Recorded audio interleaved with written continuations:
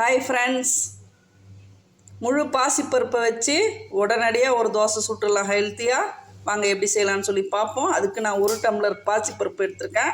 இதை கழுவி over night ஊற வச்சுருவோம். ஊற வச்சுட்டு மிக்சி ஜாரில் போட்டு நல்லா அரைச்சிடலாம். இது நைட்டே ஊற வச்சதுனால நல்லா ஒரு 10 மணி நேரம் ஊறி இருக்குங்க.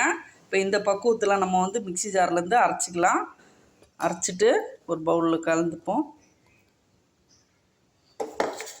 ரொம்ப நைஸாக அரைக்கணும்னு அவசியம் இல்லை, இந்த பக்குவத்தில் இருந்தால் போதும். இதில் கூட கொஞ்சமாக சீரகம் சேர்த்துக்கலாம். 1/4 டீஸ்பூன் க்ரஷ் பண்ண மிளகு போட்டுடலாம். அவ்வளோதான். இந்த 1 டம்ளர் பாசிப்பருப்பு தாராளமாக 2 தோசை வருங்க. நீங்கள் நிறைய செய்கிற மாதிரின்னா அதுக்கேற்ற மாதிரி போட்டுங்க. நான் கொஞ்சமாக செய்து காட்டுறேன். இப்போ இது கொஞ்சமாக உப்பு போட்டுக்கலாம். ஒரு சிட்டிகை அளவு போட்டுக்கலாம். நல்லா கலந்து விட்டுருங்க.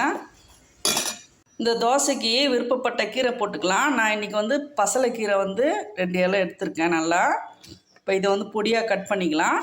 அடுத்து ஒரு நாட்டுக்கோழி முட்டை, ஒரு பெரிய சைஸ் வெங்காயம் நல்லா பொடியாக கட் பண்ணி வச்சுக்கோங்க. கேரட் துருவல் கொஞ்சமாக, கொஞ்சம் நெய், கருவேப்பிலை நல்லா பொடியாக கட் பண்ணி வச்சுக்கோங்க. குட்டியாக ஒரு அரை பச்சை மிளகா கட் பண்ணி வச்சுருக்கேன். இந்த தோசை மேலே தூவுறதுக்கு கருப்பு உளுந்தில் செய்த இட்லி பொடி. சின்னதாக ஒரு கடாயை வச்சுப்போம். கொஞ்சமாக நெய் ஊற்றிக்கலாம். பாலக்கீரையை இந்த மாதிரி பொடியாக கட் பண்ணி வச்சுக்கோங்க. இந்த வெங்காயத்தை அதில் போட்டுருங்க. லேசாக வதக்கி விட்டுருணும். கேரட் போட்டுங்க, கீரையை போட்டுங்க. ஃப்ளேமை லைட்டாக கம்மி பண்ணிவிட்டு லேசாக வதக்கி விட்ருங்க. ஓரளவுக்கு லைட்டாக வதங்கினா போதும், ரொம்ப வதங்கணும்னு அவசியம் இல்லை. இந்த மாதிரி வதக்கிட்டு நம்ம தோசை மேலே போடும்போது நல்லா பைண்ட் ஆகுங்க. சாப்பிட்றதுக்கும் நல்லாயிருக்கும். இப்போ கேஸ் ஆஃப் பண்ணிவிடுங்க. இதில் இந்த கருப்பு உளுந்து இட்லி பொடியை தூவி விட்டுருங்க. லைட்டாக நல்லா கலந்து விட்டுருங்க. இப்போது ஒரு முட்டையை உடச்சி ஊற்றிக்குங்க, நாட்டுக்கோழி முட்டை. இப்போ இதில் கொஞ்சமாக சால்ட்டு போட்டுக்கலாம். ஒரு துளி போட்டுப்போம், ரொம்ப போட வேண்டாம். இப்போ இதை நல்லா கலந்து விட்டுருங்க.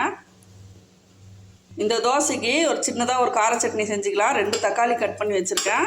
ஒரே ஒரு பச்சை மிளகா, 2 காஞ்ச மிளகா, அடுத்து ஒரு 10 பல் பூண்டு, டீஸ்பூன் அளவு ஏதாச்சும் நம்ம விருப்பப்பட்ட பயிர் எடுத்துக்கோங்க. நான் இன்றைக்கி காராமணி, சிகப்பு காராமணி எடுத்துருக்கேன்.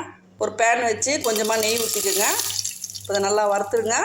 நல்லா வறுப்பட்டுடுச்சு. பூண்டு போட்டுக்குங்க, தக்காளி போட்டுங்க, புதினா இலை கொஞ்சம் போட்டுங்க, கொத்தமல்லி கொஞ்சம் போட்டுக்குங்க. இப்போ நல்லா வதங்கிடுச்சு. அரைச்சிட்டு வந்துடலாம். தக்காளி பூண்டு சட்னியை நல்லா அரைச்சிட்டு வந்துடலாம். நல்லா அரைச்சாச்சு, வழித்து எடுத்துடலாம். சட்னி ரெடி ஆயிடுச்சு. அடுத்து தோசை ஊற்றிடலாம்.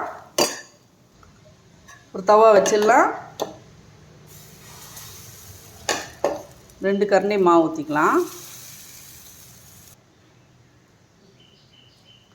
நல்லா மெலிசாக தேய்ச்சி விட்போம். இப்போ இதில் அந்த வெஜிடபிள் எடுத்து போட்டுடலாம்.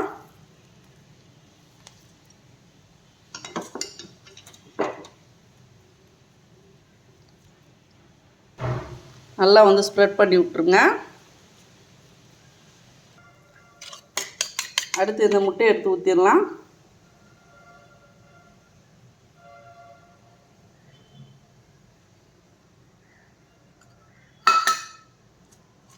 நல்லா கலந்து விட்டுருங்க. நெய் ஊற்றிக்கலாம். ஒரு 3 நிமிஷம் ஒரு தட்டு போட்டு மூடிடுவோம். திறந்து பார்த்துடலாம்.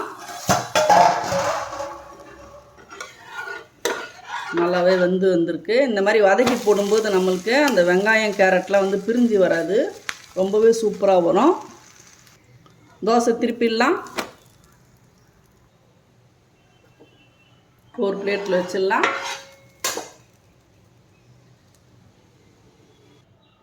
அவ்வளோதாங்க, ஹெல்த்தியான பாசிப்பருப்பு தோசை ரெடி. கார சட்னி ரெடி. கண்டிப்பாக நீங்களும் வீட்டில் ஒரு நாள் ட்ரை பண்ணுங்கள். இந்த வீடியோ பிடிச்சா ஒரு லைக் பண்ணிடுங்க. தேங்க்யூ மக்களே.